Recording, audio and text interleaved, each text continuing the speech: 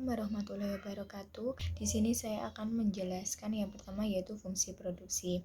Apa sih fungsi produksi? Di sini dijelaskan bahwa fungsi produksi adalah hubungan fungsional atau sebab akibat antara input dan output. Nah, fungsi produksi ini ditujukan dalam bentuk matematis antara faktor-faktor input produksi dengan keluaran output produksi. Penggunaan fungsi produksi akan membantu para pengambilan keputusan produksi untuk mengetahui bagaimana mengolah faktor-faktor produksi secara optimal sehingga menghasilkan produk yang cukup optimal. Nah, di sini fungsi produksi juga bisa diartikan sebagai suatu fungsi atau persamaan yang menyatakan hubungan antara tingkat output dengan tingkat penggunaan input-input. Di sini bisa memakai persamaan dalam fungsi produksi yaitu X sama dengan F lalu dikali X1, X2, X3 dan sampai seterusnya. Nah, di sini ketika input-input produksi terdiri dari kapital, labor, cost, dan teknologi, maka persamaan produksi menjadi X sama dengan F dikali C, L, R, dan T.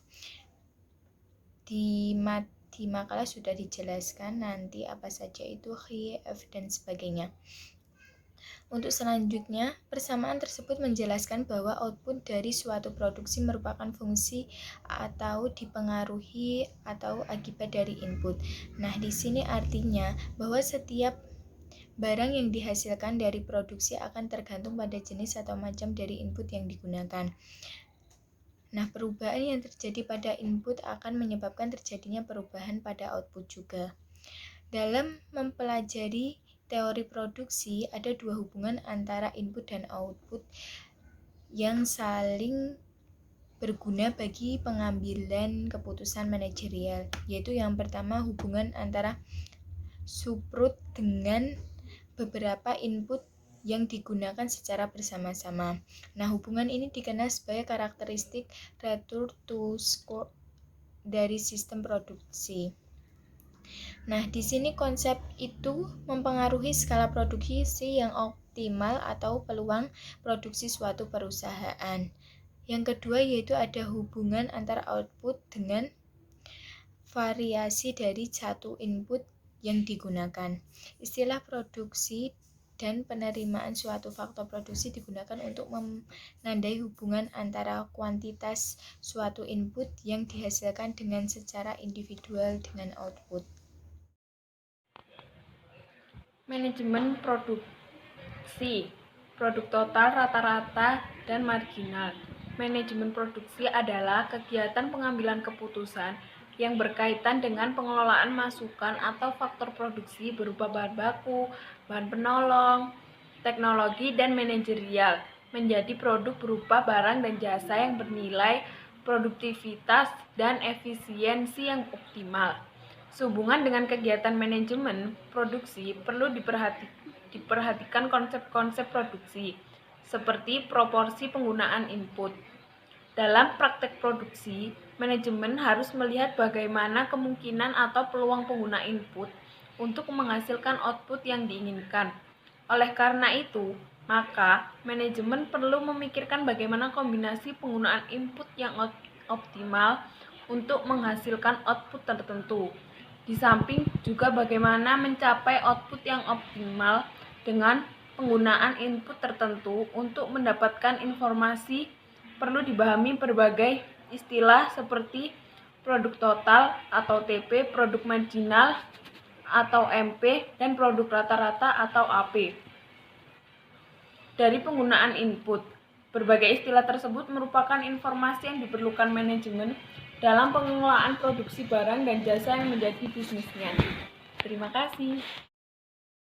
Selanjutnya saya akan melanjutkan penjelasan yang sudah dijelaskan oleh teman saya tadi.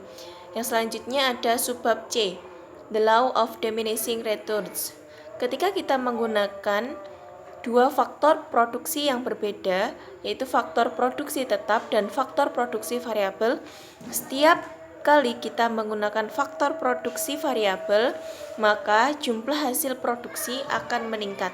Namun, peningkatan tersebut akan mencapai titik nadir ketika faktor produksi variabel ditambah, namun jumlah produksi tidak lagi bertambah. Yang selanjutnya ada subbab D, peranan penerimaan dan biaya dalam produksi. Kerangka berpikirnya yaitu yang pertama, output yang dihasilkan produsen tidak untuk dikonsumsi sendiri melainkan dijual sehingga mendapatkan penerimaan. Yang kedua yaitu ada penerimaan, digunakan untuk membayar input yang telah dibayar produsen. Yang selanjutnya yang ketiga yaitu oleh karena itu input harus dapat dikombinasikan dengan tingkat efisiensi maksimum. Yang terakhir atau yang keempat yaitu untuk mengetahui produktivitas ekonomis tersebut perlu diketahui tentang marginal revenue product. Yang subbab selanjutnya akan dijelaskan oleh teman saya.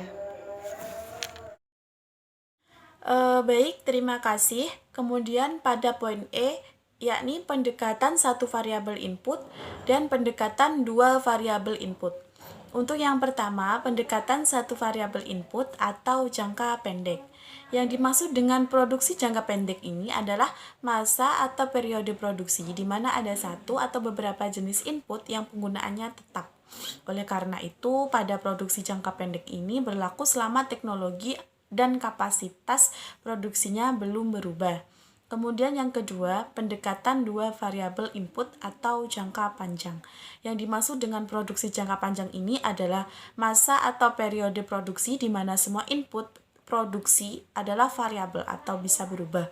Oleh karena itu, produksi jangka panjang ini berlaku bila teknologi dan kapasitas produksinya sudah berubah. Kemudian pada poin F terdapat skill kewirausahaan dalam teknologi. Faktor produksi yang perlu dimiliki oleh seorang pengusaha dalam menentukan faktor-faktor produksi, yakni meliputi faktor produksi alam, tenaga kerja, dan modal. Faktor produksi yang berbentuk skill kewirausahaan dalam dunia usaha sangat diperlukan untuk mengendalikan dan mengelola badan usaha atau perusahaan agar perusahaan itu bisa maju dan jaya di masa depan. Seorang pengusaha harus memiliki keahlian sebagai berikut. Yang pertama adalah keahlian memimpin. Keahlian memimpin adalah keahlian yang perlu dimiliki oleh seorang pengusaha dalam memimpin organisasi, perusahaan-perusahaan, dan lain-lain. Kemudian keahlian teknologi. Keahlian teknologi adalah keahlian yang bersifat teknis ekonomis yang diperlukan pengusaha dalam melakukan kegiatan ekonomi terutama dalam produksi. Kemudian yang ketiga adalah keahlian organisasi. Keahlian organisasi adalah keahlian yang perlu dimiliki seorang pengusaha untuk mengatur berbagai usaha dalam organisasi atau perusahaan baik dalam maupun dari luar. Terima kasih. Mungkin itu presentasi dari kelompok 6. Apabila ada kesalahan kata dari kelompok 6, kami memohon maaf yang sebesar-besarnya. Terima kasih.